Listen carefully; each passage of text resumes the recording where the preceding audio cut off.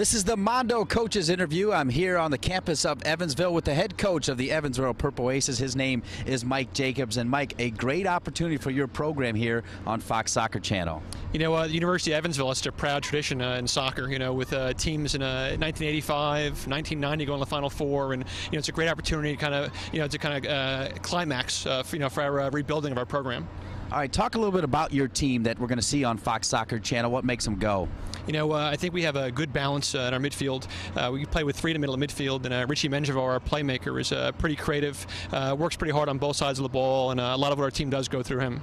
All right, interesting trek for Mike Jacobs, starting at 24 years old at the time, the youngest coach in Division I with Iona. Talk about your start at Iona.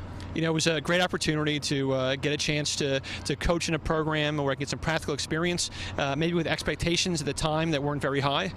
You know, my first team, we were 1-17-1.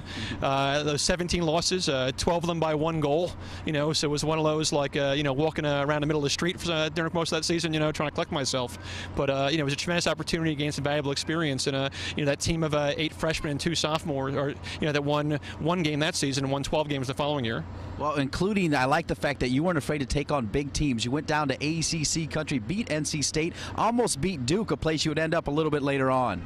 I've always wanted a chance to kind of have our teams compete against the best players and tems in the country, and the opportunity to go down to play in the Adidas Wolfpack Classic was a really unique experience. And our first game was against the Duke University Blue Devils, and they were number 1 in the country at the time, and we were up 1-0 for about 75 minutes before they ended up beating us 2-1. And a chance to play in a match like that against a team of that caliber, to beat NC State the following day, really I think was kind of unheard of for a team like Iona at the time. A lot of successful coaches, what they do, they're a head coach and then they decide they need to be an assistant coach at a major university. You chose Evansville. Talk a little bit about that.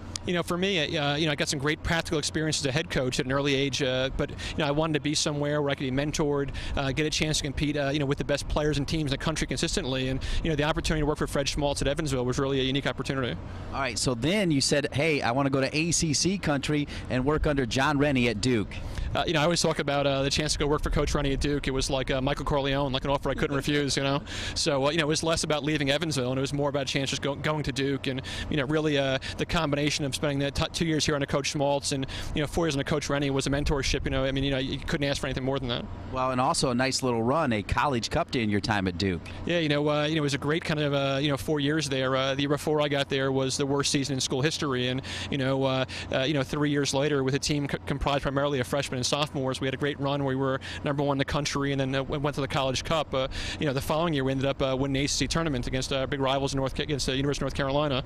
To be able to do something like that, really my last game here, game at Duke University, to kind of finish up an ACC championship, number 1 seed in my tournament. It was pretty refreshing. All right, you get the call to come back as the head man for Evansville. Talk about that big decision. Even going to Duke, I knew the University of Evansville was always a place I'd want to work at and coach at, and the chance to come back here was like it was like an opportunity of a lifetime, and very similar to when I first came to Duke. As historic a program Evansville was, it had really fallen on tough times, and the season prior to to myself and my staff coming here, they had the worst season in school history. They only won 2 games, and it's kind of amazing to think that in most cases Evansville wins 2 games in a weekend. So to think for 1 season is almost like unfathomable. And that first season we ended up winning 9 games and we're the nation's most improved team. And I think we still got a ways to go to kind of build it back to the expectations of Evansville soccer, but we've come a long way in the last 4 years. Okay, let's talk about Evansville soccer. You talked about the players we're going to see tonight, but Mike Jacobs soccer, what kind of soccer do you like to coach and do you like to see? Our teams are always very attacking oriented. Each of the 4 years I've been here, we've been among nation's leaders in scoring, and we play with 3 players up front.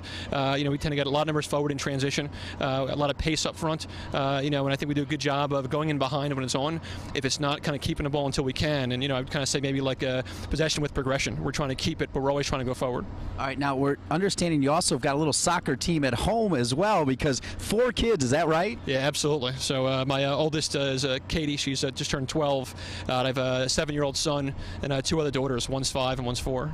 Outstanding. Now, finally, we're here because of the NSCAA. You're very involved in the NSCAA, as you know. In fact, very active. You're going to be at this convention with a big job on the line as well. Talk a little bit about what the NSCAA has meant to you. You know, it's really created the foundation for me as a coach, and you know, giving me the opportunity through coaching education, through working on different committees. You know, the opportunity to to be a part of something bigger than yourself. You know, I think it's rewarding to be involved in an organization like that. And you know, I am in position maybe to be in a board of directors right now for the NSCAA. You know, which is really humbling to get a chance to work in a role like that in an organization as big as the NSCAA. Finally, I understand you got a little purple love for Fox Soccer Channel here on the Mondo Coaches Interview. What do you got, Coach? Well, you know, we have courtesy of Adidas. We have, for our first 500 fans, we have T-shirts commemorating our evening tonight. So we want to present you, Dean, with one of these shirts as well. Outstanding. We'll wear that purple proudly. He's Mike Jacobs, the head coach of the Evansville Purple Aces. The coaches' interviews are brought to you by Mondo. Mondo, manufacturer of the Mondo Turf artificial turf system and the patented Echo Fill Star Infill, is now the official turf company of the NSCAA. The Mondo Turf system features Mondo's newest generation of polyethylene fibers, which look and feel like natural grass and use color pigments that are free of toxins and heavy metals. Echo Fill, the company's environmentally friendly infill, is made from a synthetic material and not reground tire pellets. So if you're thinking about artificial surface for your college, high school, or youth organization, there's only one choice. It's Mondo. For more information, visit mondousa.com.